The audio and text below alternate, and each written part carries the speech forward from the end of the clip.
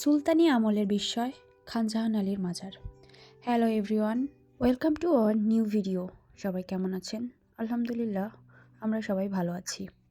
আজকের ভিডিওতে থাকছে খানজাহান আলীর মাজার। 1500 শতাব্দী বাংলার এই দক্ষিণ জনপদ তখন ছিল গভীর সুন্দরবন আর জলাভূমিতে ঘেরা। ঠিক সেই সময়ে এক মহান সাধক এবং বীর যোদ্ধা এখানে গড়ে তুলেছিলেন এক সমৃদ্ধ নগরী খলিফাতাবাদ। আজ আমরা দাঁড়িয়ে আছি সেই ইতিহাসের সাক্ষী হজরত খানজাহান আলী রহমতুল্লাহ আলাইহিস সাল্লামের মাজার প্রাঙ্গণে। এখন আমরা আছি বাগেরহাট জেলায়। তো এখানে এসে প্রথমে আজকে ঢুকছি কোথায় দেখেন, দেখেন হজরত খানজাহান আলী রহমতুল্লাহ এর মাজার শরীফ, যেটা সেখানে আমরা যাচ্ছি। তো এদিকে আসলাম, এই যে এখানে, আর ওইদিকে 60 গম্বুজ মসজিদ একটু পরেই যাব। এটা এখন ঘুরবো, ঘোরা শেষ হলে তারপরে ইনশাল্লাহ মসজিদের দিতে যাবো। তো চলেন যাওয়া যাক, মাজার শরীফে চলে যাই। মাজার শরীফের ভিতরে এটা হলো এখানে প্রধান ফটক ধরেই আসলে খানজাহান আলীর যে মাজার সেখানে যেতে হয়। সড়কের দুই পাশেই হরেক রকমের মেলার সামগ্রী আর কি, এখানে সবকিছু আছে, বিভিন্ন জিনিসপত্র আর কি কেনাকাটা করার জন্য। সামনে ওই যে সামনে হলো দরগা, ওরা সবাই দরগা বলে যেটা। গেটের একদম পাশাপাশি চলে আসছে আর কি, সেটাই হলো খানজাহান আলী যে দরগা বা মাজার শরীফ যেটাই বলেন না কেন, সেটার সামনে চলে আসছি। আর এখানে যে বিভিন্ন দোকানপাট,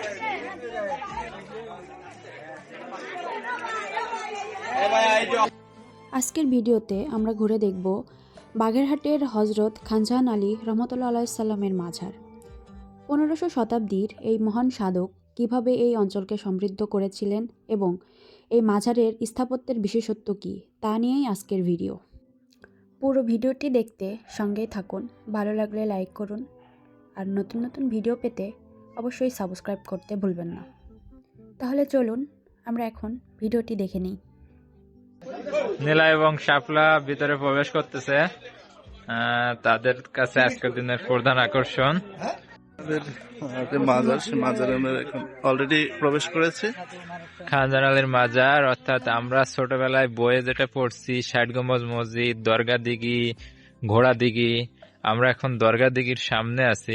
আর সে দরগা দিঘি ঘোড়া দিঘি যিনি খনন করছেন তিনি হচ্ছেন খানজাহান আলী। এটা 15শ শতাব্দীতে সেই খানজাহান আলীর কবরটা এই গম্বুজের নিচে আর কি। মাজারটি নির্মিত হয়েছে 1459 খ্রিস্টাব্দে।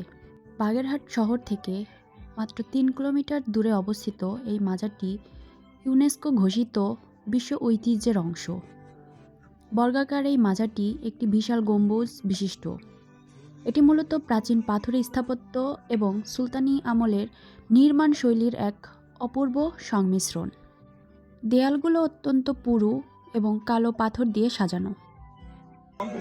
সব থেকে একটা ঐতিহ্যের বা পুরনো যে ইসলামিক একটা সংস্কৃতি আছে, সেরকম একটা ধাঁচ এখানে আছে। শুধু পর্যটন নয়, এটি একটি আধ্যাত্মিক কেন্দ্রও বটে। জাতি ধর্ম নির্বিশেষে হাজারো মানুষ এখানে আসেন মনের প্রশান্তি খুঁজতে। প্রতি বছর চৈত্র মাসের পূর্ণিমায় এখানে বিশাল মেলা বসে, যা এ অঞ্চলের সংস্কৃতি ও ঐতিহ্যের এক বড় মিলন মেলা। এই তো শাপলাও চলে আসছে এখানে, আমিও হাবিবও ভিডিও করছে, করলাম। তো এই পাশটা আপনাদের একটু দেখাই যে এখানে কি আছে। সেটা হলো এই পাশে যদি যাই, এখানে একটা জামে মসজিদ। সব দিকে গেট যদি আপনি দেখাই, সব দিকের গেটটাই আসলে সেম, একদম সব ধরনের সেম। মাঝখানে একটা এক গম্বুজ বিশিষ্ট জায়গা আর কি, বাকি পুরোটাই সেম ভাবে এখানে বানানো। এটা হলো খানজাহান আলীর যে মূল মাজার সেটা। তো আমরা এখন যে এখানে আছে ওনার কবর, তো এটাও দেখলাম। এই যে এখানে একজনের একটা কবর আছে, আর মূল মাজার যেটা আসলে কবর, ভেতরে আসলে ওইভাবে কিছু করা যায় না, মানে ভিডিও করা যায় না, কিন্তু বাড়িতে করা যায়। ওই যে ওই কবরটা হলো মূল, ওইটা হলো খানজাহান আলীর কবর। এখানে যে নামাজ টামাজ পড়ছে, মানুষ মোনাজাত করছে, আমরা ঘুরে ঘুরে দেখলাম। সব পাশটা একই রকম, আর এটা সেই পুরোনো বিল্ডিং। আমরা ঘুরে ঘুরে দেখলাম এখানে পুরোটাই। ব্যাপক ঘুরে দেখছি। হ্যাঁ, এখানে শীত নাই। তো অবস্থা। এই পাথর টাথর গুলাতে আসলে তেল মালিশ করে রাখছে, কেন করছে জানি না। এই পাথর গুলা তেল মালিশ করে করে কালো বানায় ফেলছে সরিষার তেল দিয়ে দিয়ে। আর এখানে এই যে আমরা যে বের হয়ে যাবো, আর এটা হলো মন্দির। আর ইন্টারেস্টিং জিনিস আপনাদের একটা দেখাই, সেটা হলো এইখানে অনেক মুরগি বিক্রি হচ্ছে। মানতের জন্য, হয়তো মানত করার জন্য এগুলো বিক্রি হয়। এই পাশে মানে মাজার থেকে বের হয়ে যদি আমরা এই পাশে আসি, এখানে বলছে যে কুমির হতে সাবধান আর কি। এখানে হয়তো কুমির ছিল, আর এখানে অনেক অনেক বড় একটা দিঘি, অনেক বড়। তো আমার আগে সাপ্লাই করছে চলে আসছে, তো ও আমার আগে এখানে আসছে। এই দিঘিটা আপনাদের যদি দেখা এক নজরে, অনেক বড় একটা দিঘি, এই যে অনেক বড় দিঘি।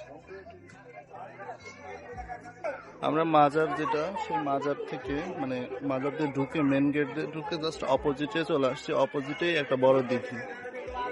এই তো এখানে আছে, আর ওই যে পিছনে, আমাদের পিছনে ওইটা হলো মাজার আর কি, দরগা। আর সামনে এই যে ঠিক বাগেরহাটের ঐতিহাসিক ৬০ গম্বুজ মসজিদের পাশে অবস্থিত বিশাল এক দিঘি, যা হজরত খানজাহান আলী দিঘি বা দরগা দিঘি নামে পরিচিত। এই দিঘির পানির নিচে লুকিয়ে আছে শত বছরের পুরনো এক ইতিহাস আর রোমাঞ্চকর এক কিংবদন্তি। ১৪৫০ খ্রিস্টাব্দের দিকে হজরত খানজাহান আলী রহমতুল্লাহ সাল্লাম এই বিশাল দিঘিটি খনন করান। মিষ্টি পানির অভাব মেটাতে খনন করা এই দিঘি আজ কেবল পানির আধার নয়, বরং ভক্তদের কাছে এক পবিত্র স্থান। এই দিঘির সবচেয়ে বড় আকর্ষণ ছিল এর দুই পাহারাদার, কালা পাহাড় ও ধলা পাহাড়। লোকমুখে প্রচলিত আছে, খানজাহান আলী রহমতুল্লাহ সাল্লাম যখন এই দিঘি খনন করেন, তখন বাগদাদ থেকে দুটি মিঠা পানির কুমির নিয়ে আসা হয়েছিল। তিনি ভালোবেসে এদের নাম দিয়েছিলেন কালা পাহাড় আর ধলা পাহাড়। কথিত আছে, পীর সাহেবের ডাকে কুমির দুটি ঘাটে চলে আসতো।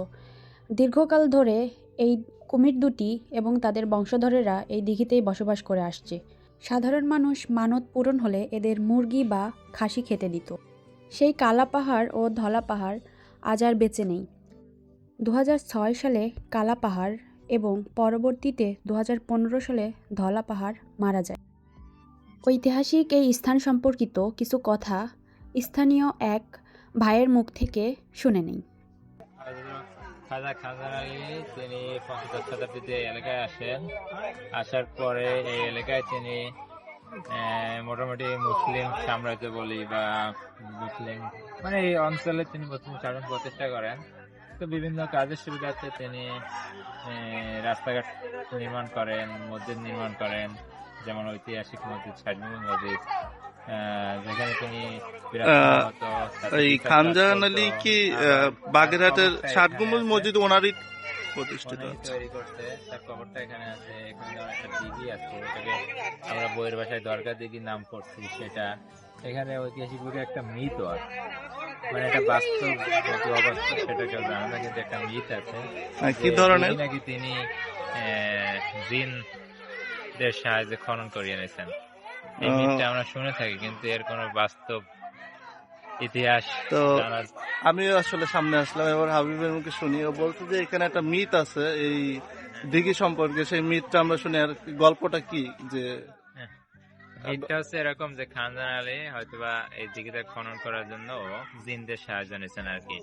তো এই মিথের পেছনে কোনো ঐতিহাসিক ব্যাখ্যা নাই, কোনো। তো এইখানে আমরা মাত্র একটা কুমিরের ছবি দেখলাম, কেন মানে এই বিষয়ে কুমির আছে এখানে। এই দিঘিতে বর্তমানেও কুমির আছে, যেটাকে মানুষ কালা পাহাড় এবং ধলা পাহাড় নামে দেখে থাকে। দুইটা কি বেঁচে আছে?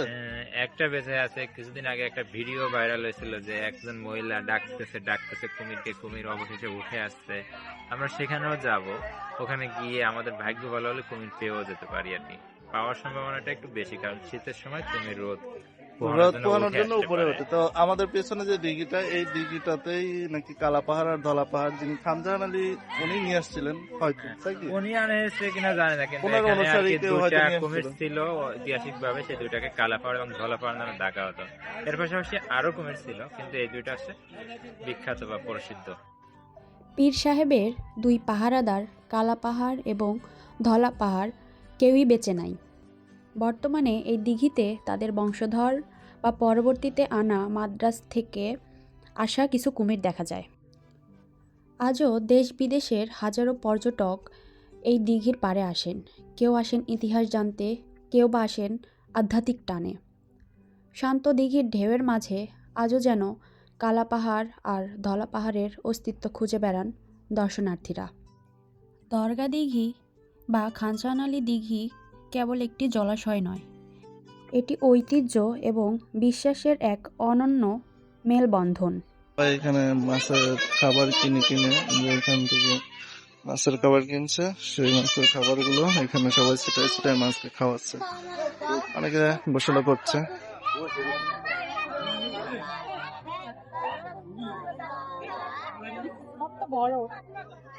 হ্যাঁ, এই যে করে আছে খাওয়ার জন্য। এখান থেকে একটা ধরে নিয়ে যাই হাবিব, এমন করলে তো ধরা যাবে।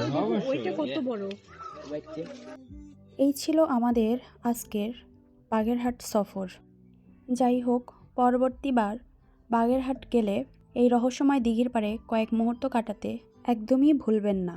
ইউনেস্কো ঘোষিত বিশ্ব ঐতিহ্যের অংশ হিসেবে খানজাহান আলীর এই মাজার ও দিঘি বাংলাদেশের অমূল্য সম্পদ। বাগেরহাটের এই গৌরবময় অধ্যায় নিয়ে আমাদের আজকের ভিডিও এই পর্যন্তই। যদি ভিডিওটি আপনাদের ভালো লেগে থাকে তবে অবশ্যই লাইক করবেন এবং শেয়ার করতে ভুলবেন না। দেখা হবে পরবর্তী কোনো গন্তব্যে নতুন কোনো গল্প নিয়ে। ততক্ষণ পর্যন্ত সবাই ভালো থাকুন, সুস্থ থাকুন।